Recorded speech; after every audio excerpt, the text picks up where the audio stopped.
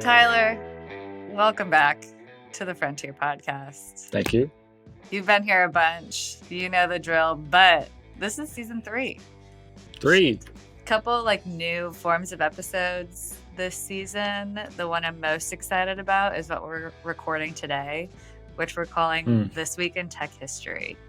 And it is where we talk about something that happened this week in tech history. The acronym TWIT.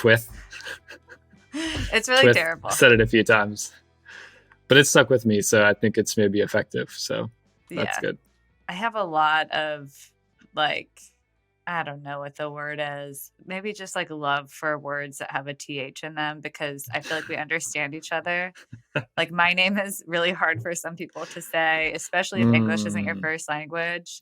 True. And TH, actually F and TH are pretty much impossible to discern over the phone. When somebody asks me for my name over the phone and I say Faith, they're like, oh yeah, Dave, got it. So me and TWIT, we have something in common, which is maybe why I'm excited for these episodes. But yep, we're going to talk about a fact today. It's a random tech history fact. I'm going to read what happened this week in tech history, and we're both going to learn something. Everyone who's listening is going to learn something. And then we're just going to shoot the shit about what the thing is, why we think it was important, what kinds of changes it may or may not have spurred, and how we can see the impacts of that event playing out today. And this one's especially relevant because AI has been dominating at least my newsfeed for the last couple months. Wait, what's AI? What's AI? Oh, man. Okay, so this week in tech history, the thing that happened was Deep Blue won its first game against Garry Kasparov. On February 10th, 1996, IBM's supercomputer, Deep Blue, became the first computer program to defeat a world champion in a classical game under tournament regulations. I love that just qualifier. They did not cheat. Considering that between the years of 1984 and 2005, he was ranked number 1 in the world for 255 overall months. This was no small feat. He, meaning Garry.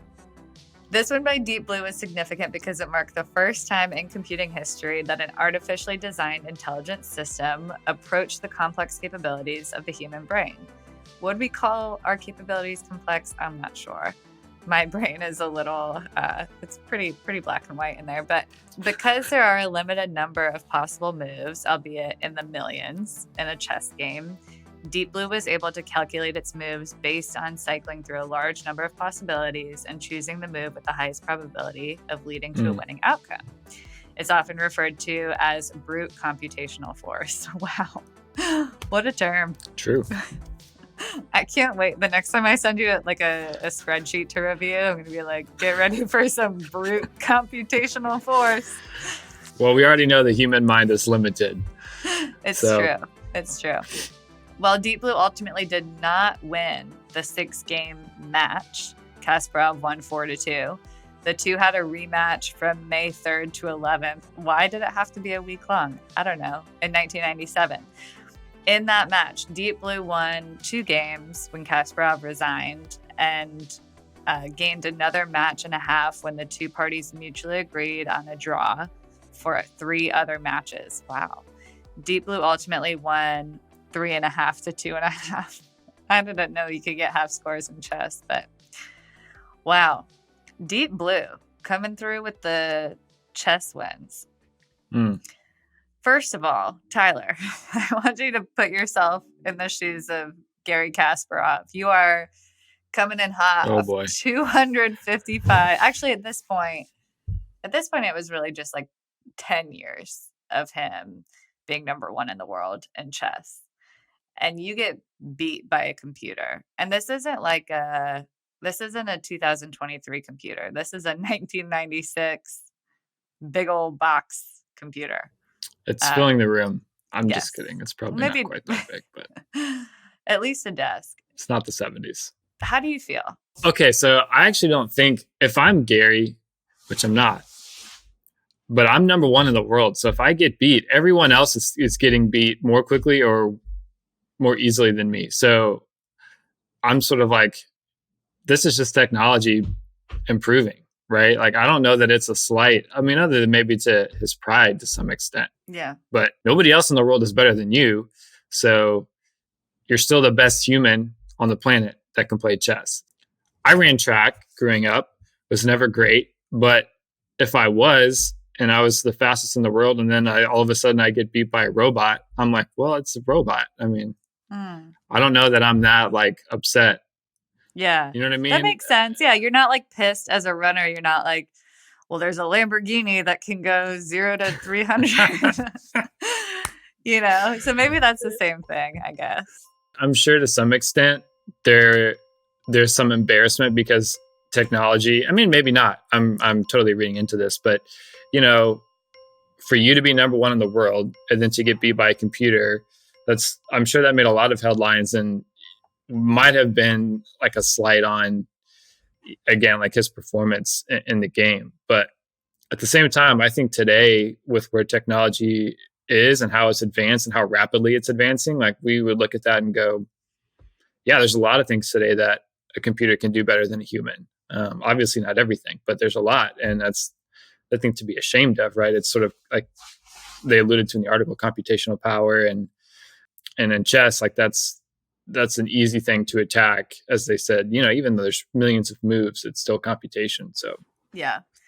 And I always, when I'm doing this week in tech history, it's so easy to compare the historical event to what we know to be possible today. And it's kind of like, yeah, well, no shit, AI can win a chess match, obviously. But Abby shared this fact. So this win kind of set the stage for Google to develop AlphaGo.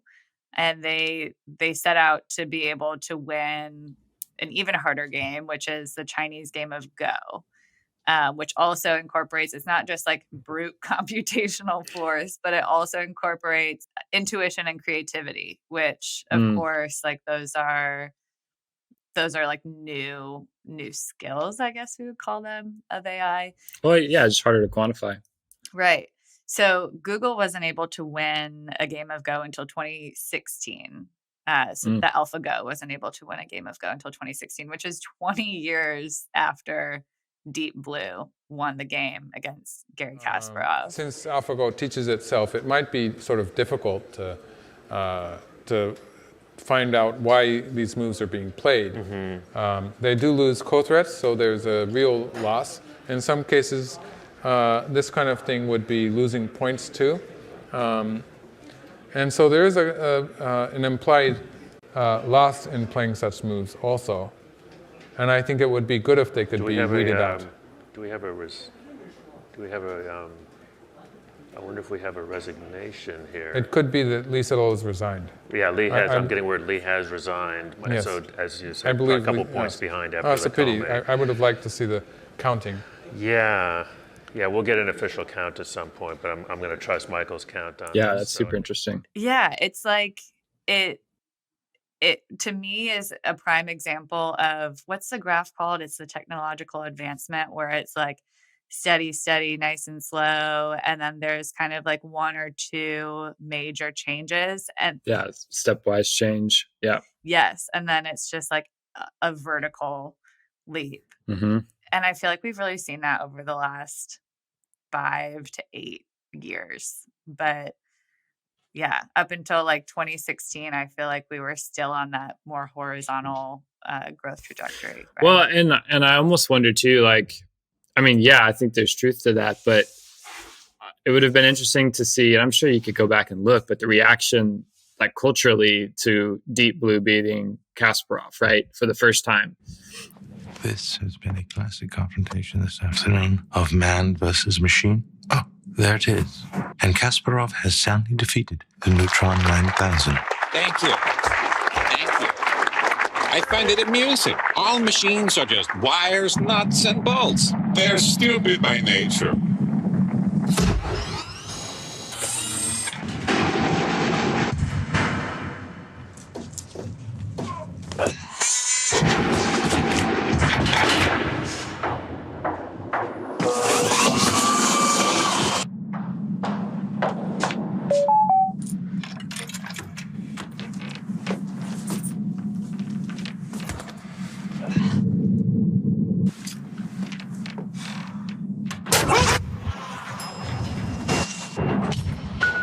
I think we, at least in the Western world, have a tendency to maybe over dramatize like events like that. And I would be interested to go back and unpack like what were the articles? Like, what did they think at that point AI was going to take over the world? And there's always a question about how that affects jobs. And, was it a big question mark, or, were people really scared about the future of technology and AI after something like that happens that, sort of hits the world stage as a stepwise change, right? Relative to human ability. So like you said, there's a span of 20 years before AI could advance well enough to be a game of Go.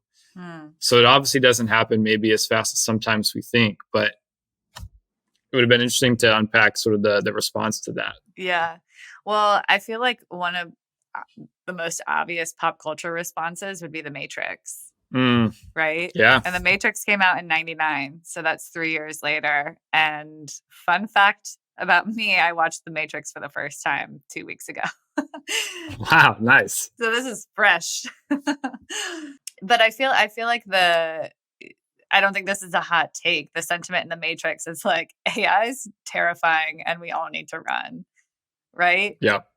Like there's not many other ways to analyze that movie. So I would suspect that that's reflective of like maybe public opinion of AI at the time, which is like, we don't know how, but this is going to ruin our lives. Yeah. And that's sort of the interesting thing, I think, looking forward from here, right, is it feels like we're on the cusp of another big advancement, at least with respect to transportation. Oh, transportation. Yeah.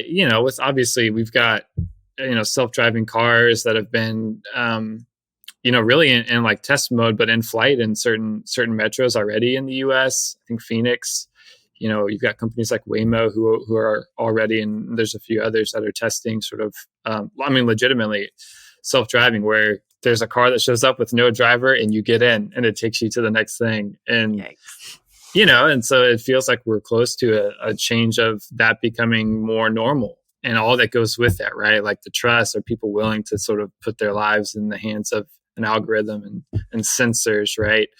I don't know. That's really fascinating. So, but it feels to me like we're on maybe another change, but I also recognize that maybe that's like a tendency to always think, is that you're on the cusp of like some big breakthrough when you're actually still a ways out. No, I mean, I don't think that's a hot take. I think we're certainly like in the midst of an AI revolution. Like just the fact that ChatGPT is accessible to the public now, it's impacting the way I'm thinking about budget allocation and strategy of our dinky marketing team. Because I'm thinking out a year from now, will people be using search engines, or will we be optimizing internet content, not for users finding it on a search engine, so SEO, but for AI to pick it up and like ingestibility. Right, exactly. And how do we even begin to build a strategy around that when it's still, a fairly unknown space, at least for little old me. So I think we're in it for sure. And I mean, everybody's writing about implications of AI, and I think it's all valid. Like transportation is maybe like a bigger, more societal example, but I think like education is interesting. Like you'll hear kind of two sides of the table. One is like AI is going to make kind of like writing and like any sort of academic skill irrelevant or unnecessary. But I think the flip side of that coin is like AI will allow us to learn at a faster clip than ever. Right. Yeah. One thing that will be interesting to see how it impacts, I think, like society is, by its nature, at least today, AI is really a function of what it can ingest and then learn and derive from that, which, and all of that largely is produced by us as people, right? And so to your point of like, if those skills go away, if there's less writing or original thought that's produced, does the knowledge base start to degrade over time, or does it not improve at the same rate? I don't know, right? Like I haven't spent enough hours. There's people way more knowledgeable about that than me, but it's an interesting question, I think, to consider. And maybe that's just the method today of how AI functions, and that'll wholly change within the next, decade or two. But yeah, I'll tell you what, I'm very excited to not have to write quite as much copy in the future. So if that's a part of my job that AI can replace, I'd be thrilled. yeah, well, you do it well. I think all the readers of the Wayfarer would agree. Oh yeah, that's fun. I just mean like micro copy, like deciding between two very similar prepositions. It's like, well, yeah, AI can tell you which is more effective in conversion. Yeah. So there you go. Yeah. Well, this has been fun, and it has also inspired me to relearn how to play chess. So maybe that'll be my weekend activity this weekend. Yeah, and what was the Netflix show, Anya Taylor? Queen's Gambit. Yeah, that was great. If you haven't watched it, I'm sure most people have by now. It's been out a while, but it was very good. It was excellent. I enjoyed it. We endorse it here at the Frontier Podcast. Yes. Thanks for listening to the Frontier Podcast, powered by Gun.io. We drop 2 episodes per week, so if you like this episode, be sure to subscribe on your platform of choice and come hang out with us again next week and bring all your internet friends. If you have questions or recommendations, just shoot us a Twitter DM at the Frontier Pod, and we'll see you next week.